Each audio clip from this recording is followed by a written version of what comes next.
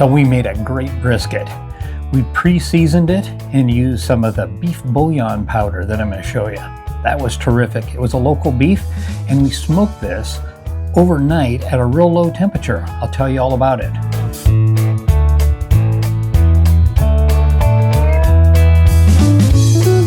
Hey, it's Jeff with BBQplus, and today we are going to cook up a brisket. So I've got a brisket flat here. Doesn't have the point, which would be the big end on that. Got this from my sister-in-law and her husband. They had a full cow that they had butchered up and didn't know what to do this. So we're going to put this on the smoker, and we're going to try it out with this caldo de res, which is a powdered beef bouillon. And this stuff is pretty inexpensive. I picked it up at the local grocery store. I think we paid $4 for this.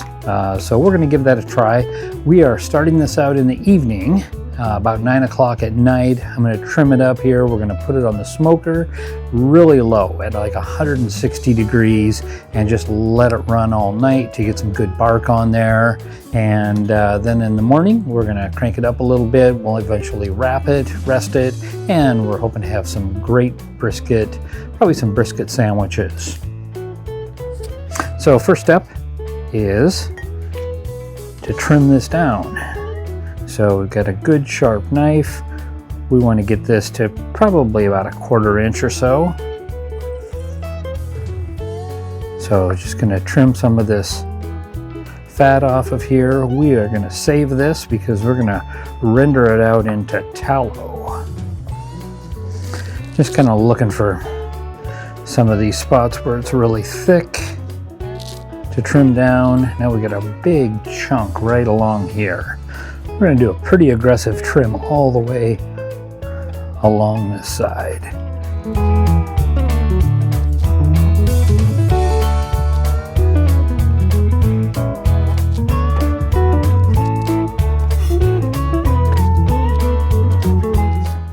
All that trim is just going to turn into some wonderful liquid gold.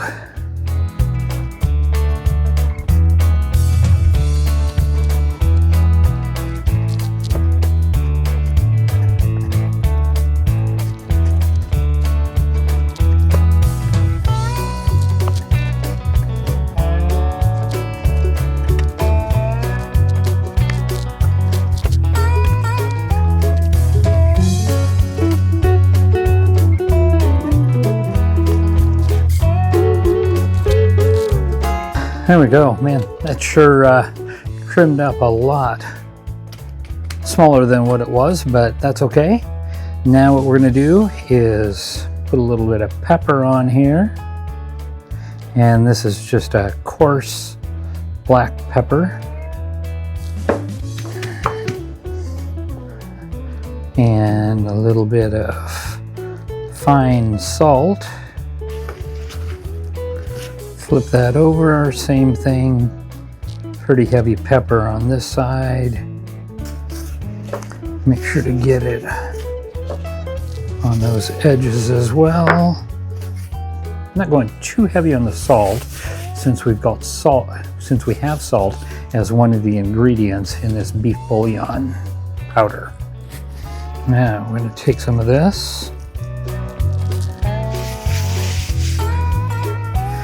Doesn't have a shaker lid.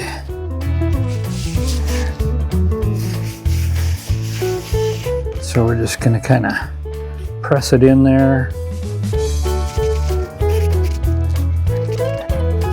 And rub a little bit of that onto the edges also.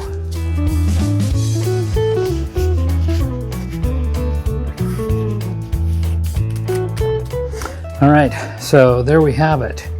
There is our brisket, seasoned well on both sides. And we're just going to put this into the smoker. It's going to run at about 160 degrees overnight, and we'll check it out in the morning.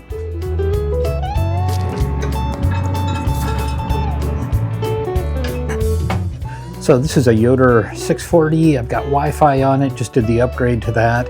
So I'll be able to monitor this on the app and find out exactly what the temperature is in the pit all night long, and I'll also put the probe into the meat itself, so we'll be able to know exactly where that's at.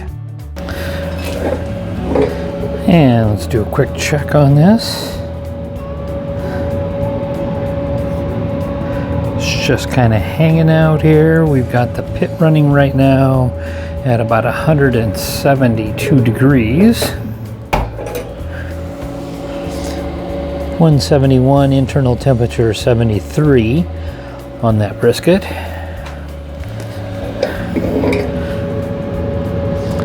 So we're just going to let this roll overnight, and we'll give it a check in the morning.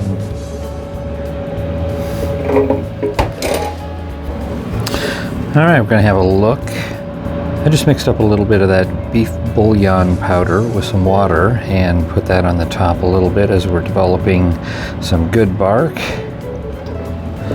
Show you what we had for the cook.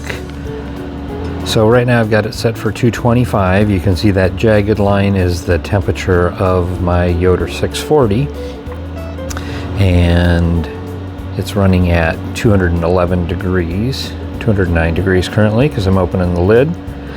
The brisket is at 151, which is on that probe. That darker orange line represents the temperature of the meat itself from that probe. So we climbed up overnight. I had it set for about 160, then I bumped it up to 225 at about 4:30 in the morning, and then I just at about 7:30 or so set this up to a higher temp to go up to 225. So we're just going to let this ride now. We're going to wrap it when we hit an internal temperature of about 160, 165. Going to pop out and do some errands for the day, and then we're going to monitor it via the app. So it's about 8:30 the next morning, and we've had this on since probably about 9 o'clock the night prior. So one of the things that I wanted to do was prepare for the wrap on it. So I've got some beef tallow here.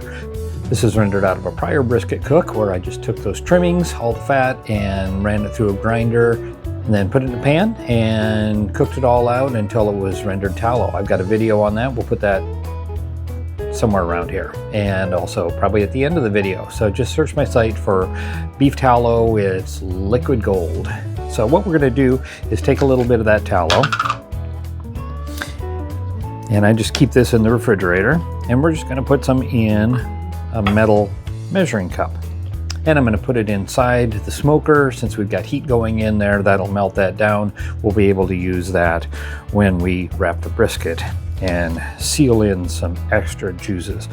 And since this is a brisket flat, it's especially important because it doesn't have all that fat that the point would have, which is the other half of the brisket that would absorb into the entire brisket.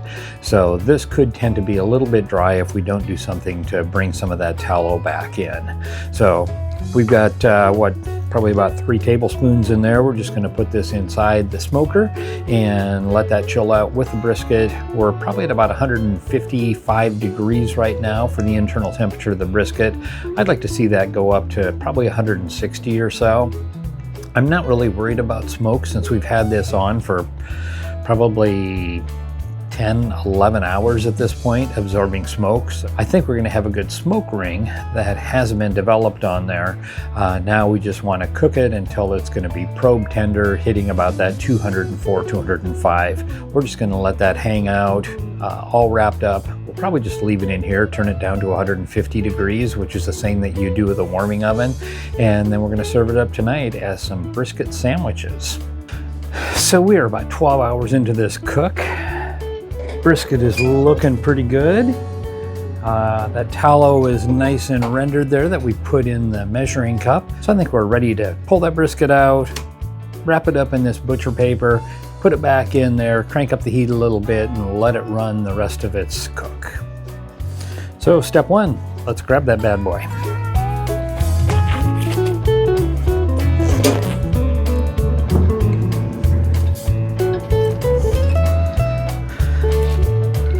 Looks pretty good. We're developing some good bark on there. So I think that is a wonderful thing. We've got that golden tallow.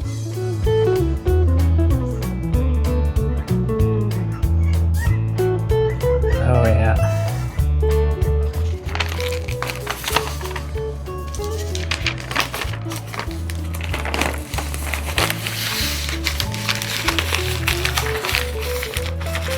Keep it as tight as we can.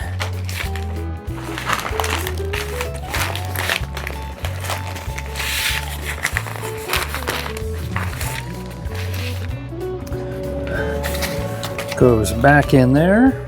We are back on the pit and ready for this to finish out. Again, we're going to bring this up to about 204, 205 degrees. I'm going to monitor that remotely on my Fireboard app, which is what runs the Wi-Fi controller on this Yoder.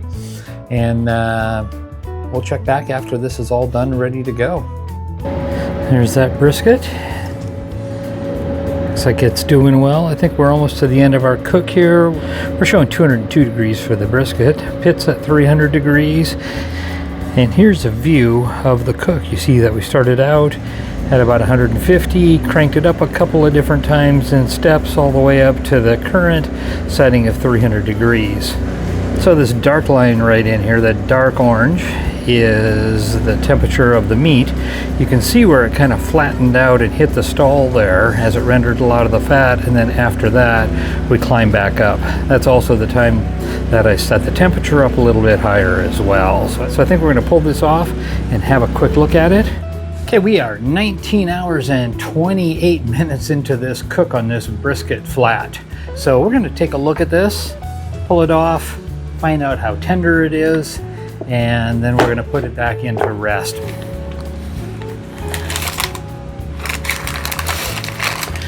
Oh man, look at that. The juices are just running out of this thing. Wow. Yeah, this is pretty incredible.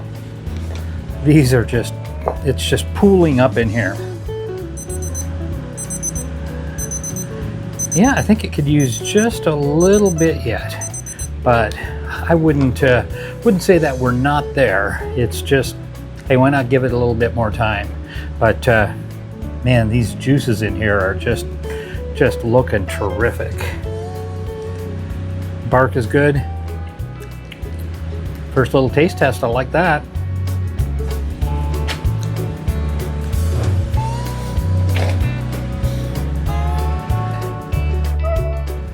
Look at all the juices in there.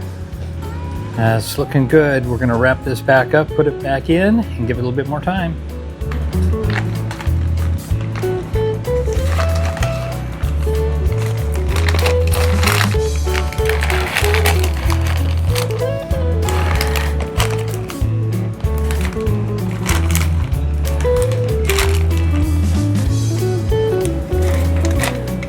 Just that perfect time. We're going to pull that brisket off and we're going to slice into it and give it a taste.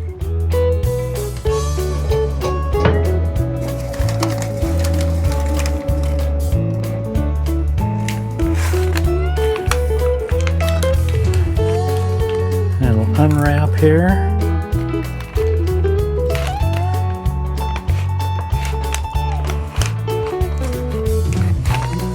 The big reveal.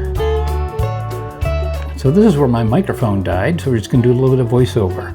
Got my grandpa's brisket knife, cutting the end off here for a little bit of burnt ends.